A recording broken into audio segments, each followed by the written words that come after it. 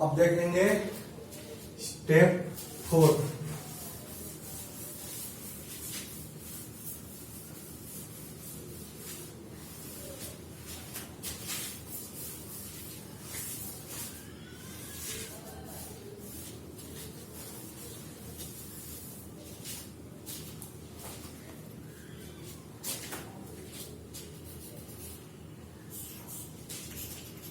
Step 4 is irrigation.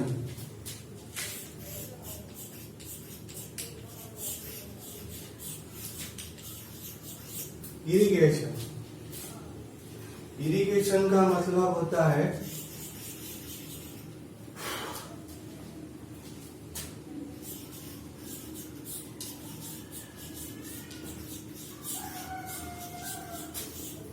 watering the plants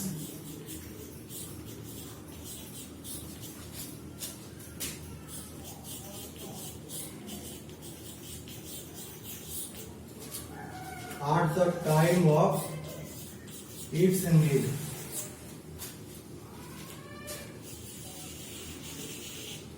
मान लीजिए ये कोई प्लांट है आपका,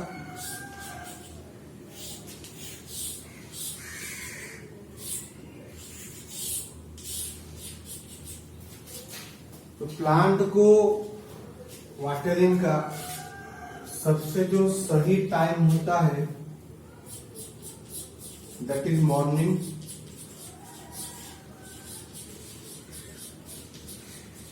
एंड इवनिंग। सो नून में वाटर नहीं दिया जाता, नून में वाटर नहीं दिया जाता, ठीक है। क्यों नहीं दिया जाता? क्योंकि दोपहर में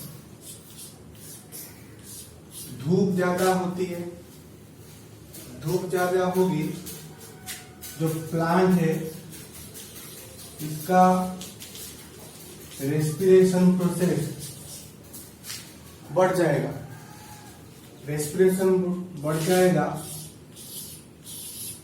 तो प्लांट क्या करेगा, अपनी रूट की मदद से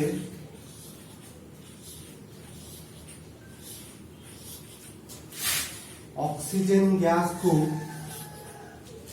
एब्जॉर्ब करेगा।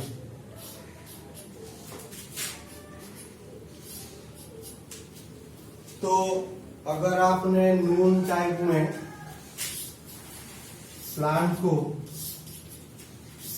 वाटर दे दिया तो क्या होगा, ये जो रूट है ये ब्लॉक हो जाएगा, जो वाटर है ये रूट को ब्लॉक कर देगा, जिससे जो रूट है ये वाटर को ऑक्सीजन को एब्जॉर्ब नहीं कर पाएगा, ऑक्सीजन को एब्जॉर्ब नहीं कर पाएगा और जो प्लांट है ये मुरझा जाएगा या फिर मर जाएगा। इसीलिए मॉर्निंग में और इवनिंग में हम प्लांट को वाटर देते हैं।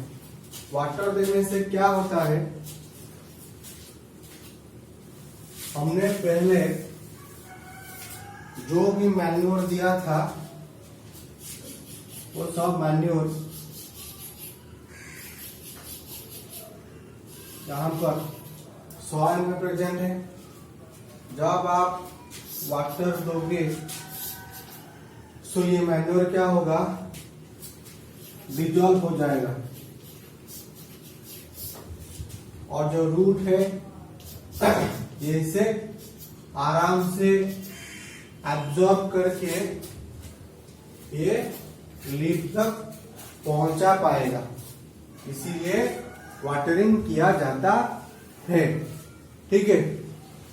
अब उसके बाद स्टेप 5 में देखेंगे वीड कंट्रोल। और हाँ, वाटरिंग हम कैसे करते हैं इसके बारे में भी थोड़ा सा ध्यान देंगे।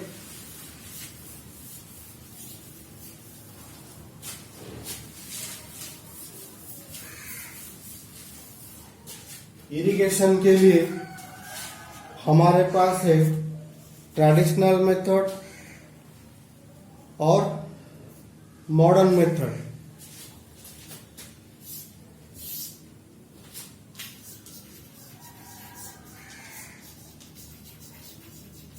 ट्रेडिशनल मेथड और मॉडर्न मेथड। तो ट्रेडिशनल में है मोआट, ढेकली, राहत,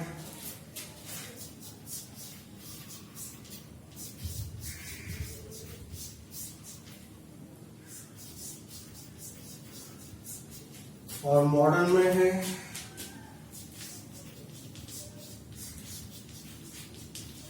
ड्रिप इरिगेशन सिस्टम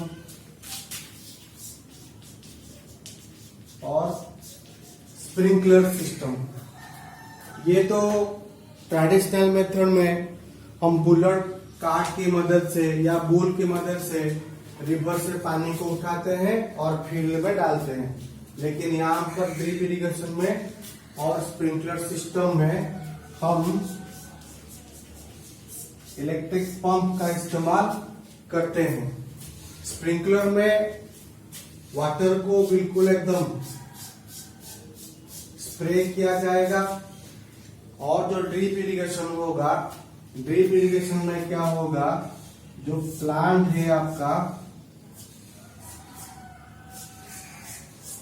एकदम प्लांट के रूट में वाटर को ड्रॉप ड्रॉप करके दिया जाएगा। That is drip irrigation system.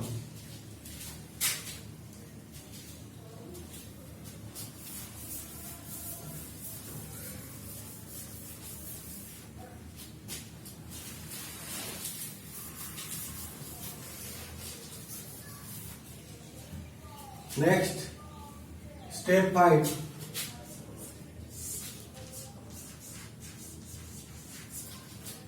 Weight control. तो सबसे पहले आपने क्या किया, सॉइल प्रिपरेशन कर दिया,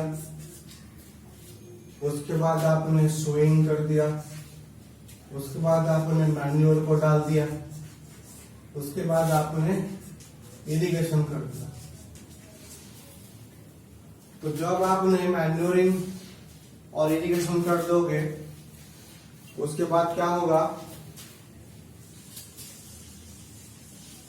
ये आपका फील्ड है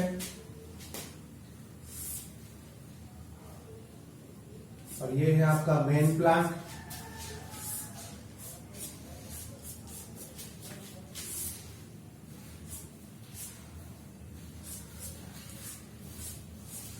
ये है आपका मेन प्लांट। तो मेन प्लांट के बीच में क्या होगा, ऐसे छोटे छोटे अनवांटेड प्लांट्स ग्रो करेंगे।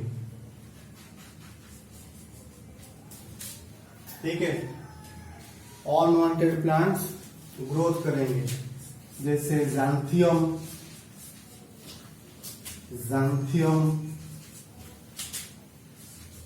Grass etcetera. ये कुछ अनवांटेड प्लांट्स ग्रो करेंगे। और ये क्या करेंगे, ये जो प्लांट यहाँ पर ग्रो किए, ये आपके मेन प्लांट के साथ कंपटीशन करेंगे। किसके लिए, for sunlight, for water, for carbon dioxide. तो जिससे क्या होगा, आपका जो ये जो अनवांटेड प्लांट है, ये धीरे धीरे करके ग्रो करेगा।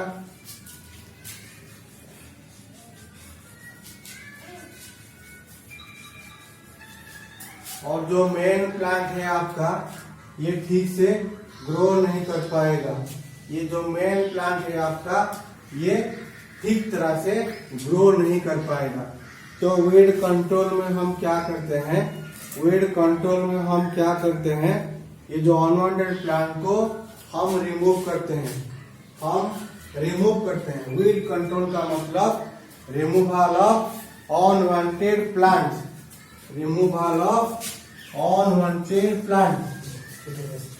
यहाँ पर जो अनवांटेड प्लांट है, इसको हम रिमूव करते हैं।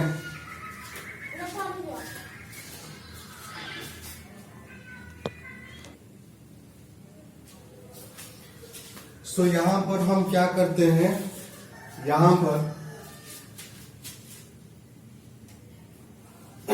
तो यहाँ पर हम क्या करते हैं, मैन्युअली ये जो वीडिसाइड है, ये जो वीड्स है ऑर्नामेंटेड प्लांट, इसको हम मैन्युअली निकालते हैं, या फिर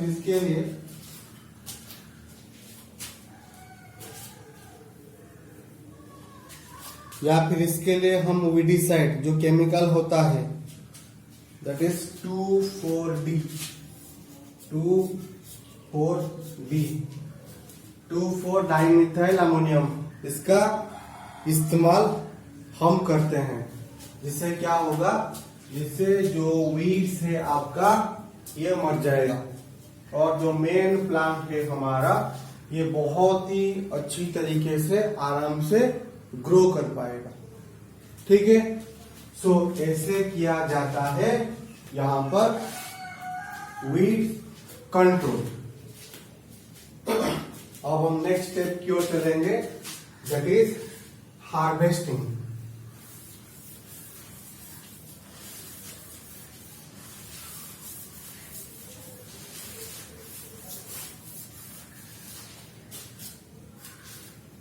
स्टेप नंबर 6, हार्वेस्टिंग।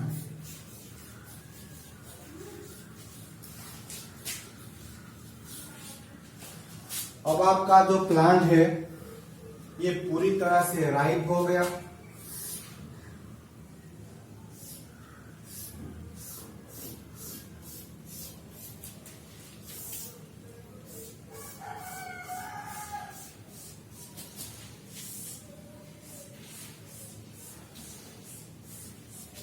अब ये पूरी तरह से क्या हो गया, राइप हो गया। तो इसको हम क्या करते हैं, जो बड़े बड़े कॉम्बाइन मशीन होते हैं उनकी मदद से हम इनको काट के ले आते हैं। तो that process is known as harvesting. ठीक है, अब हार्वेस्टिंग के बाद आता है जो next process, that is storage. Harvesting के बाद आता है दैट इज स्टोरेज।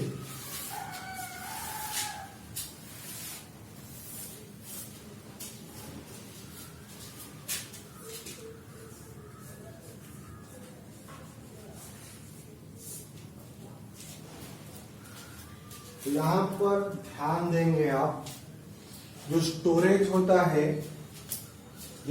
होता है वो बहुत ही इंपॉर्टेंट है। क्यों इंपॉर्टेंट है, तो सबसे पहले हमको ये समझना पड़ेगा, हम स्टोर करेंगे, किसको स्टोर करेंगे, सीड को स्टोर करेंगे। किससे बचाएंगे, बायोटिक फैक्टर और अबायोटिक फैक्टर्स। बायोटिक फैक्टर का मतलब होता है जो लिविंग बींग्स होते हैं, जैसे आपका रैट है, आंट्स है, टर्माइट्स। ये क्या करते हैं, ये सब सीड को डैमेज कर देते हैं। और अबायोटिक फैक्टर में आपका एयर है, वाटर है, ठीक है, मॉइस्चर है। ये भी जो सीड है ये भी सीड को खराब कर देते हैं। तो हमें सीड को बोथ बायोटिक फैक्टर और अबायोटिक फैक्टर से बचाना चाहिए। जब भी आप सीड को स्टोर करने के लिए जाओ, तो एक बात आप ध्यान में रखोगे, सीड को बहुत ही अच्छी तरह से सनलाइट के प्रेजेंस में 2-3 बार ड्राई करना चाहिए। 2-3 बार हमें अच्छे से ड्राई करना चाहिए। ड्राई करने के बाद बड़े बड़े जूट के बैग हम लेंगे और उन्हीं जूट के बैग में हम सीड को स्टोर करके रखेंगे बहुत ही आराम से। और सीड को एयर टाइट कंटेनर में भी हम रखेंगे, और जहां पर रखेंगे, जिस कमरे में हम रखेंगे सीड को, उसे बोलते हैं ग्रैनरी।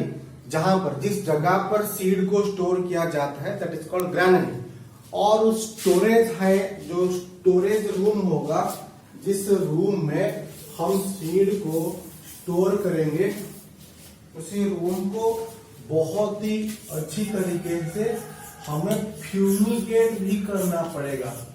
फ्यूमिगेट का मतलब उसी रूम को एक पॉइजनस गैस से हम भर देंगे, जिसे बोलते हैं फ्यूमिगेशन।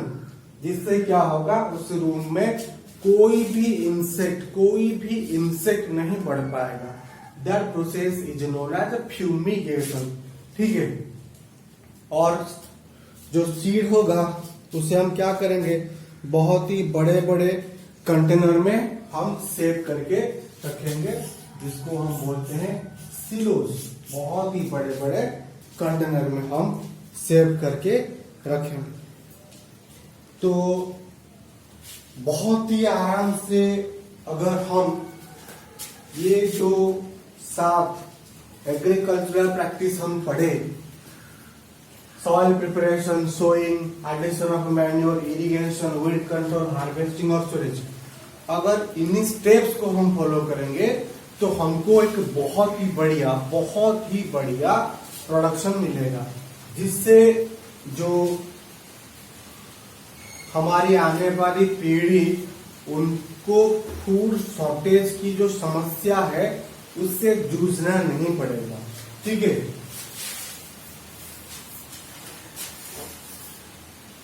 और जो एंड पार्ट है दैट इज